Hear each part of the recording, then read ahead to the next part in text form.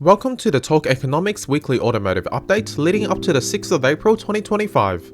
Let's dive right into our releases and discontinuations monitor. Firstly, interior images for the new Honda Prelude have been released. It is a mix between a Civic and an Integra, which is not necessarily a bad thing. The car is set for release late 2025 for the US market and early 2026 for the EU market. As a reminder, the car utilizes a hybrid powertrain and will not come with a manual, but rather a simulated shifter system. Perhaps more exciting is the new BYD Yanwan U7 sedan. For $90,000, you get over 1,200 horsepower packed in a sedan designated for the luxury segment. It comes with all the bells and whistles for a luxury car as well. Large screens, active suspension, 4-wheel steering, and more. I do hate to sound like a salesman, although I do think more competition is definitely quite good. Unfortunately, this car will only be available in China for now.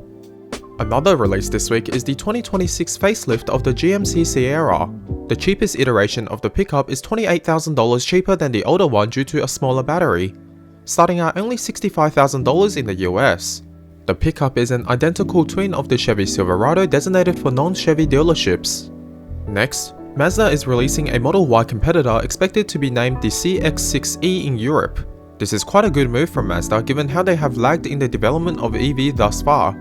I do wonder how we will drive given the more sporty styling choice. In a world of high-end exotic resto mods for Porsches, Isuzu released a mod for their 1988 Space Cab. The pickup uses a modern 2.2-litre turbo diesel producing 212 horsepower.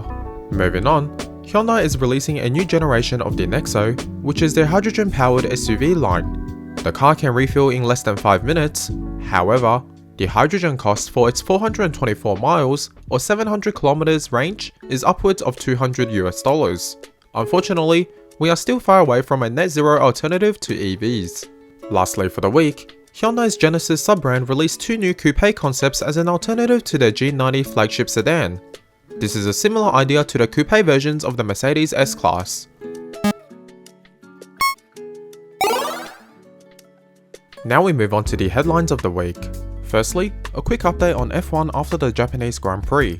Doohan crashed out of free practice 2, whilst Max Verstappen took the lead in qualifying. Verstappen done so while having a commonly recognised slower car compared to McLaren and even Ferrari. Verstappen went on to take home the first place with the McLaren duo taking the other podium positions. As it stands, he is 1 point behind the leader in the driver championship. Hometown hero Yuki finished in 12th place. Unfortunately, we have to move on to tariffs again this week. Trump officially initiated the 25% tariff on imported automotives, in addition to country-based tariffs based on trade balance. He was quoted saying he could not care less if foreign makers have to raise prices under this change. The problem for American consumers, at least in the near term, is that there are currently no fully American-built vehicles. Motor One's report indicates that even the most American-built cars, Teslas and Mustangs, will be subjected to a 3 to 5% tariff given their percentage of parts made domestically. Additionally, consumers who opt to just not purchase a new car will still be subjected to increasing costs, given parts are still tariffed at the same 25% rate. Insurers are already making price hikes as reported by Goldman Sachs this week. For JDM enthusiasts, as expected, all 90s classics imports are subjected to the rise. Moreover, some modern sports cars are also completely foreign-made, including the MX-5 and the 86 BRZ Twin. Infiniti SUVs, which rely on Mexican factories, have paused order in the US, whereas Audi are expected to increase prices by the end of the year if they cannot successfully localize productions.